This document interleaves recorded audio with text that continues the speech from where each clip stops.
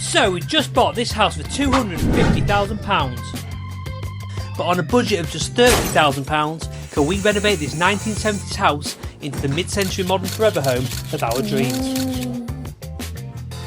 I'm John. And I'm Molly. And together we're the Jolly Reno. A 3-bedroom detached house in North Yorkshire.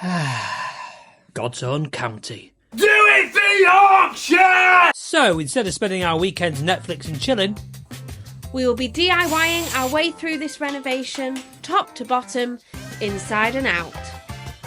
Showing you not just the destruction phase, but seeing the job right through to the final results of the finished rooms.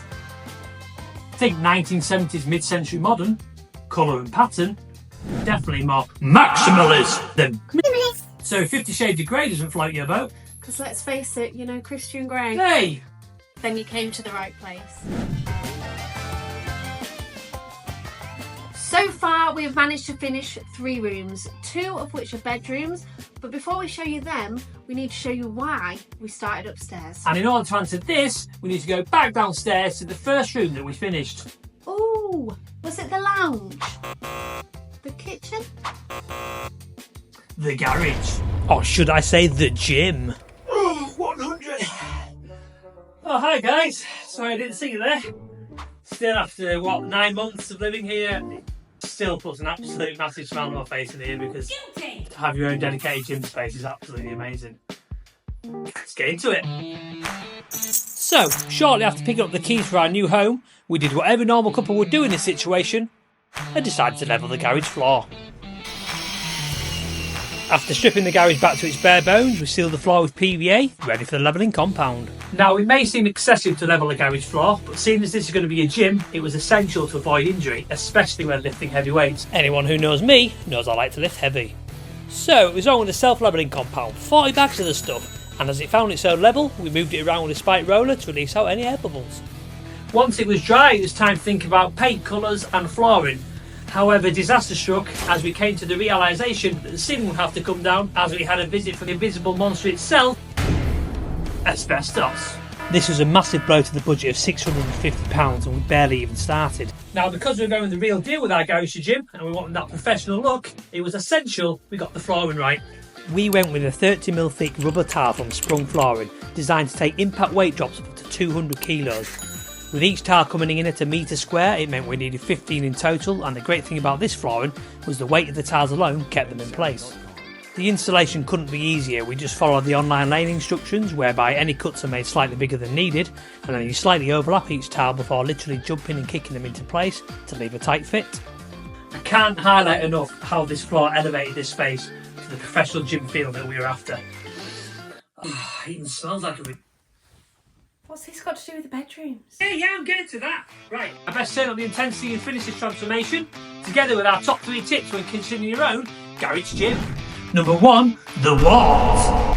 With most garages, the walls would be solid brick, and therefore great to hold some heavy loads, so get as much equipment on there as possible, be it disc weights, barbells, things like straps and collars, to really maximise the floor space. When it came to painting the walls, Molly had a great idea to go so far up in a dark colour, in this case black. If you're in the gym and changing between disc weights and leaning them against the walls, the dark colours hide those unsightly scuffs. Just make sure you use masonry paint. Number 2, mirrors. Mirrors are essential not just so you can nail your technique, but they make the space feel so much bigger. These mirrors were from our last home gym as well as the boards they were used to back them on, so in terms of this house budget, they were free. And number 3, lighting. Seeing as our house was in the middle of a rewire, more to come on this, now was the time to get that lighting right. Spots allow for great directional light, and the lighting of the mirrors gave it that professional look we were after. All reflected back at you through the mirrors. And remember we installed the backing boards proud of the wall? Well, this allowed us to hide some of that unsightly wiring from the lighting. Now it goes without saying that a gym is not a gym without its equipment. And a lot of this equipment I bought for our previous home gym, all on interest-free finance from Fitness Superstore.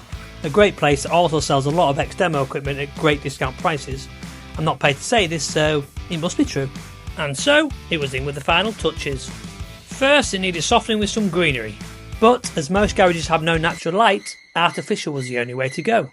This particular one was Forest Foliage Living Wall from Blooming Artificial, and they are blooming marvellous, and the most realistic we could find. This is just 1 metre square mat cut in half and attached to the chipboard behind, and we simply added some looser strands from Dunelm Mill to soften the look.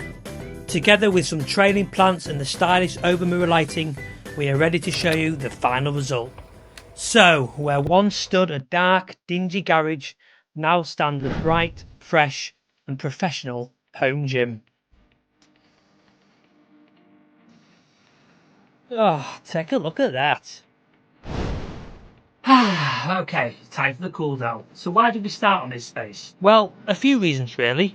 One, so I could keep my normal structure and routine as I like to lift weights 2 to 3 times a week. And two, this will be the much needed escape from the works that will be going on in the rest of the house. Well, that's what I'm on anyway. And this is where the bedrooms come in, because a lot, and I mean a lot, of the major works was needed downstairs. Placing and relocating the boiler, knocking through the dining kitchen wall, and sorting out those incredibly bouncy floors. Bouncy, bouncy, oh, it's such a good time. Bouncy, bouncy. This meant we would need a more permanent escape and temporary living space upstairs, whilst the living space downstairs was unusable. And in order to not hold up the progress upstairs, it made perfect sense to crack on with the bedrooms. And this is the main bedroom, a space we've worked really hard on as we knew we'd be living out of this room as we renovate the rest of the house. It's the perfect tranquil zone and we've got so many great details. We're going to show you where we sourced all the items, how we created a gold leaf wall and how we picked the perfect paint. Be sure to check out our next video where we'll be telling you all about this bedroom, as well as our main guest bedroom, which is a 70s chocolate lover's delight, and if you love little green paint, it's going to be the one for you.